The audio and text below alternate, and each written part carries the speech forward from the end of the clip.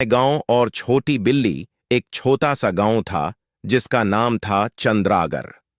गांव के लोगों को एक अजीब सी चीज परेशान कर रही थी। हर रात गांव के घंटियां अपने आप बजती थी और सुबह तक सबके घरों के आसपास मिट्टी के छोटे से पैरों के निशान मिलते थे। कोई समझ नहीं पा रहा था कि ये सब क्या हो रहा है। गांव में एक 12 साल का लड़का था, आरव। उसका सबसे अच्छा दोस्त एक छोटी बिल्ली, म्याऊ, थी जो हमेशा उसके साथ रहती थी।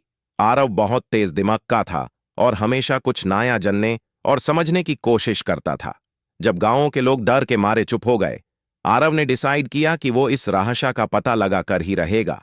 पहला सुरग एक रात आरव और म्याऊ चुपके से एक बड़े पेड़ के पास जाकर बैठे, जहां से घंटी के बजने की आवाज आई थी। उन्होंने देखा कि एक पुराना और भूतिया महल गांव के पिछली तरफ था। महल के अंदर से एक हल्की रोशनी और घंटी की आवाज आ रही थी। आरव और म्याऊ ने डिसाइड किया कि वो उस महल के अंदर जाकर देखेंगे। रहस्य का सफर महल के अंदर जाने पर उन्होंने देखा कि वहां पुराने सामान, झूलते पर्दे और एक संदूक था। म्याऊ संदूक के पास गई और अपने पंजे से संदूक को खुराचा। संदूक खुल गया और उसमें एक पुराना मापा, ट्रेजर मैप था।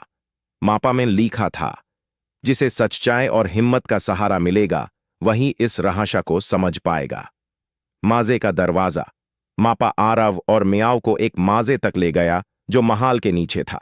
माजे के अंदर घंटी की आवाज और ज्यादा तेज हो गई। माजे के अंदर उन्हें अलग अलग पहेलियां मिली जो आरव ने अपने दिमाग और म्याऊ की मदद से सुलझाई। जैसे ही उन्होंने माजे का अंतिम दरवाजा खोला, वहां एक पुराना रोबोट लाइक प्राणी उनका इंतजार कर रहा था। रहस्य का खुलासा रोबोट ने बताया कि वो एक पुराने जमाने का जादुई प्राणी है जो महल को संभलता है, लेकिन उसका सिस्टम खराब हो गया था, इसलिए घंटी और मिट्टी के निशान बन रहा था। रोबोट के पास एक जादुई क्रिस्टल था जो अगर ठीक जगह रखा जाए तो महल और गांव फिर से शांत हो जाएगा।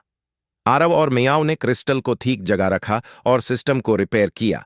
गांव की खुशी, जादुई क्रिस्टल अपनी जगह पर आते ही महल और गांव दोनों एकदम शांत हो गए। घंटी बजना बैंड हो गई और गांव के लोग खुशी से झूम उठे। आरव और म्याऊ गांव के हीरो बन गए और उन्होंने